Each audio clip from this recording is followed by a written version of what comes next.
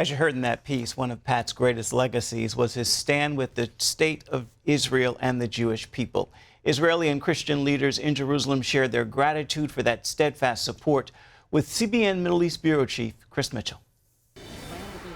Former Israeli ambassador to the U.S., Michael Oren, a frequent guest on the 700 Club, remembers how Pat stood with Israel. We're talking about support for Israel during some of our hardest times, support for Israel's right to defend itself, our right to exist as a Jewish state. I remember during the dark days of the Second Intifada, 2000 to 2004, 2005, when there were no tourists in the state of Israel, the hotels were empty, the flights were empty. It was Pat Robertson and the evangelical communities who revered him, that kept support for Israel and our economy going through those very dark days.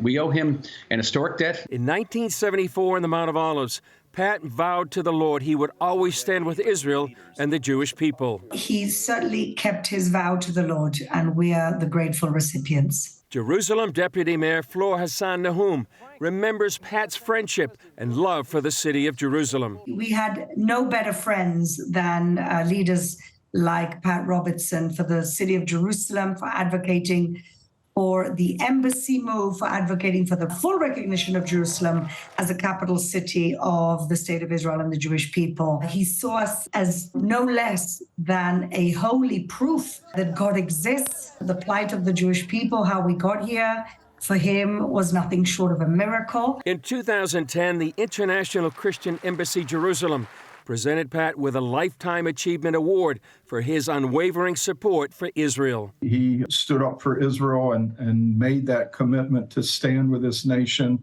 well before a lot of the major Christian leaders did back in the 70s. I think Israelis know that he was one of the pillars and the pioneers and patriarchs of Christian support for Israel today. Prime Minister Benjamin Netanyahu tweeted, "He was a great friend of Israel, second to none.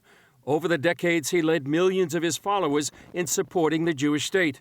I will fondly remember our many meetings together, his warmth and steadfast friendship, which stood the test of time and circumstance." There was nobody who loved Israel in the Christian world more than Pat Robertson. I don't think anyone had more influence on the Christian world. Because Pat Robertson had built CBN from scratch, that gave him a reach. It gave him an influence that was outside, I think, any other person in the pro-Israel Christian space. Chris Mitchell, CBN News, Jerusalem.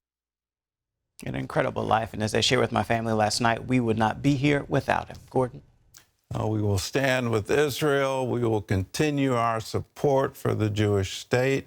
We will continue our support for the undivided capital, Jerusalem. It is the city of our God. It's Psalm 48, the mountain of his holiness.